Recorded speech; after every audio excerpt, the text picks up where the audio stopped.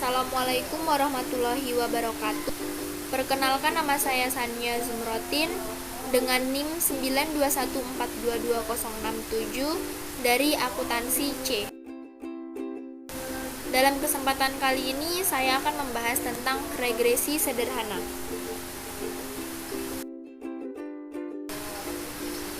Kita harus memahami terlebih dahulu apa itu regresi sederhana. Analisis regresi sederhana merupakan sebuah metode pendekatan untuk pemodelan hubungan antara satu variabel dependen dan satu variabel independen. Analisis regresi sederhana bertujuan untuk mengetahui pengaruh dari suatu variabel terhadap variabel lainnya. Selanjutnya kita masuk ke mapping penelitian terdahulu dalam jurnal nasional. Seorang peneliti perlu melakukan mapping penelitian terdahulu untuk memperkuat hasil dari penelitian yang sedang dilakukan. Selain itu juga bertujuan untuk membandingkan hasil yang diperoleh dengan penelitian yang dilakukan sebelumnya. Di sini terdapat judul penelitian, yaitu pengaruh dana ketiga terhadap profitabilitas pada Bank Umum Swasta Nasional, yang disusun pada tahun 2019. Selanjutnya ada rumusan masalah, yaitu apakah dana pihak ketiga (DPK) berpengaruh terhadap profitabilitas pada Bank Umum Swasta Nasional Devisa yang terdaftar di Bursa Efek Indonesia.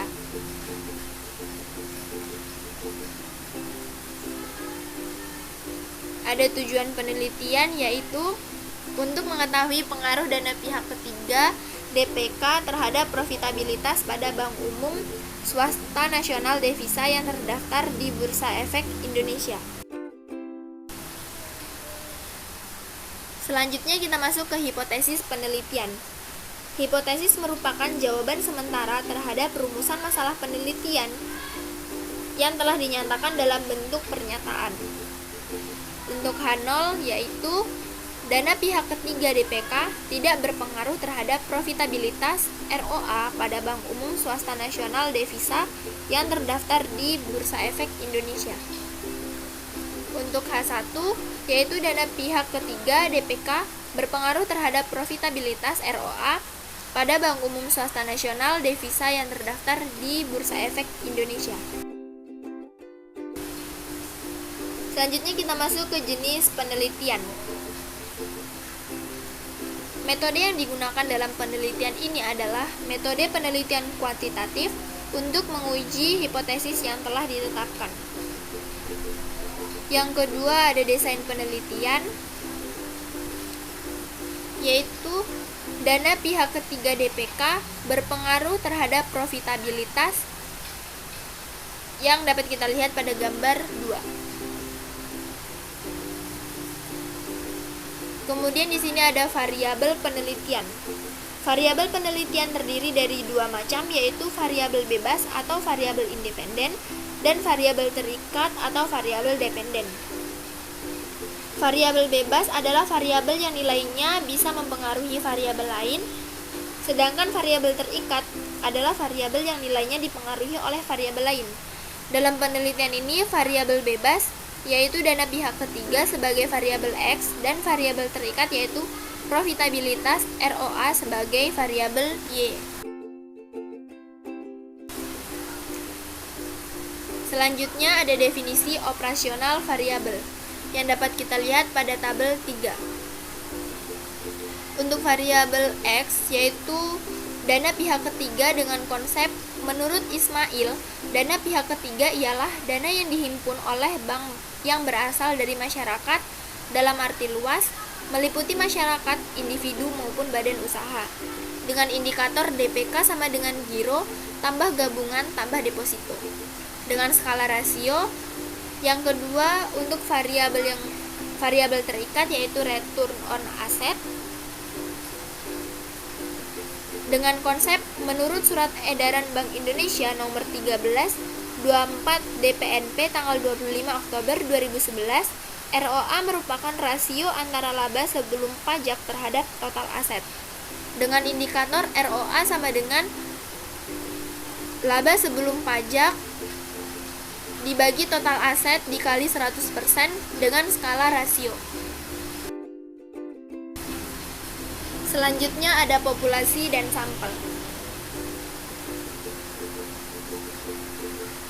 Populasi merupakan jumlah seluruh individu penelitian atau individu-individu yang hendak diteliti, sedangkan sampel merupakan sebagian dari populasi yang memiliki sifat dan karakteristik yang sama yang dapat mewakili seluruh populasi yang telah diteliti. Populasi dalam penelitian ini adalah data laporan keuangan Bank Umum Swasta Nasional devisa yang terdaftar di Bursa Efek tahun 2014 sampai tahun 2018. Sedangkan sampel dalam penelitian ini adalah 15 bank yang memenuhi kriteria sebagai berikut.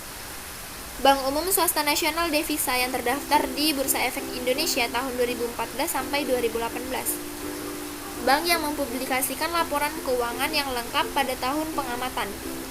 Dan bank yang tidak mengalami kerugian selama periode pengamatan. Selanjutnya kita masuk ke jenis atau sumber data. Sumber data adalah subjek dari mana data diperoleh. Sumber data terbagi menjadi dua, yaitu data primer dan data sekunder. Data primer adalah data yang diambil langsung oleh peneliti tanpa melalui perantara, sehingga data yang diperoleh berupa data mentah. Sedangkan data sekunder adalah data yang diambil melalui perantara atau pihak yang telah mengumpulkan data tersebut sebelumnya. Dalam penelitian ini, data yang digunakan adalah data sekunder yang diperoleh melalui website www.idx.co.id. Kemudian, metode pengumpulan data yang digunakan oleh peneliti dalam penelitian ini adalah metode dokumentasi. Teknik dokumentasi dalam penelitian ini berupa data laporan keuangan Bank Umum Swasta Nasional devisa dari tahun 2014 sampai tahun 2018. Kemudian ada teknik analisis data. Analisis regresi sederhana adalah sebuah metode pendekatan untuk pemodelan hubungan antara satu variabel dependen dan satu variabel independen. Teknik analisis data dalam penelitian ini adalah pendekatan kuantitatif dan analisis data. Dalam penelitian ini menggunakan analisis regresi sederhana yang digunakan untuk menguji pengaruh variabel X atau dana pihak ketiga terhadap variabel Y atau profitabilitas. Kemudian kita masuk ke hasil statistik deskriptif. Hasil statistik deskriptif dapat kita lihat pada tabel 6,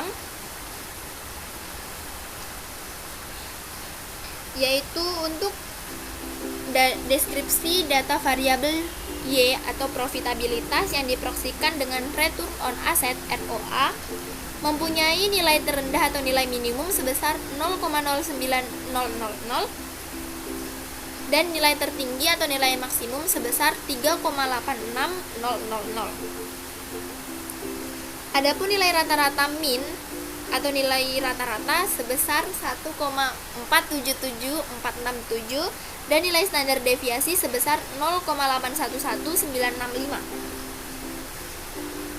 Nilai rata-rata return on asset atau ROA yang lebih besar dibandingkan dengan nilai standar deviasi mengindikasikan bahwa nilai rata-rata tersebut merupakan representasi yang baik untuk menggambarkan seluruh data return on asset atau ROA perusahaan Bank Umum Swasta Nasional devisa selama periode pengamatan 2014. Untuk data variabel X atau dana pihak ketiga mempunyai nilai terendah atau nilai minimum sebesar 10,81456 dengan nilai tertinggi yaitu 19,06648 dengan nilai rata-rata atau min sebesar 15,24346 dan nilai standar deviasi sebesar 0,2,640146. Nilai rata-rata variabel dana pihak ketiga yang lebih besar dibandingkan dengan nilai standar deviasi mengindikasikan bahwa nilai rata-rata tersebut merupakan representasi yang baik untuk menggambarkan seluruh data dana pihak ketiga pada perusahaan Bank Umum Swasta Nasional devisa selama periode pengamatan 2014 sampai 2018.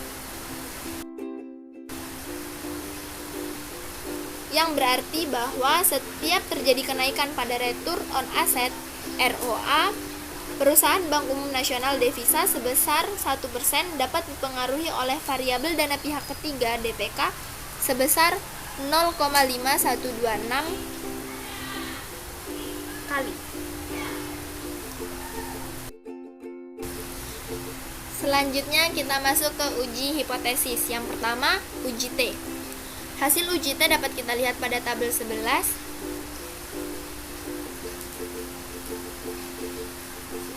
Sebelumnya, nilai T tabel pada penelitian ini sebesar 1,99300 dengan tingkat kepercayaan 95% dan nilai alfa sebesar 0,05 atau sebesar 5%. Nilai T hitung yang diperoleh untuk variabel dana pihak ketiga sebesar 5,664921, yang berarti nilai tersebut lebih besar dari nilai T tabel yang telah disebutkan tadi sebesar 1,99300 dengan nilai probabilitas yang diperoleh sebesar 0,000, yang berarti lebih kecil dari nilai alfa 0,05 sehingga H0 ditolak dan HA diterima. Dengan demikian, pada tingkat kepercayaan 95% dapat disimpulkan bahwa dana pihak ketiga DPK berpengaruh positif signifikan terhadap profitabilitas yang diproyeksikan dengan return on asset (ROA) pada perusahaan Bank Umum Swasta Nasional Devisa selama periode pengamatan 2014 sampai 2018. Yang kedua, koefisien determinasi. Hasil pengujian koefisien determinasi dapat kita lihat pada tabel 12. Berdasarkan hasil analisis pada tabel tersebut, diperoleh nilai koefisien determinasi untuk model regresi yang diamati sebesar 0,277820 atau sebesar 27,78%. Nilai ini berarti bahwa profitabilitas yang diproyeksikan dengan return on asset atau ROA yang diamati dapat dijelaskan oleh variabel dana pihak ketiga atau DPK sebesar 27,78%. Sedangkan sisanya sebesar 72,22% dipengaruhi oleh variabel lain di luar variabel yang diamati dalam penelitian ini. Demikian penjelasan tentang regresi sederhana dari saya. Jika ada salah kata, saya mohon maaf yang sebesar-besarnya. Wassalamualaikum warahmatullahi wabarakatuh.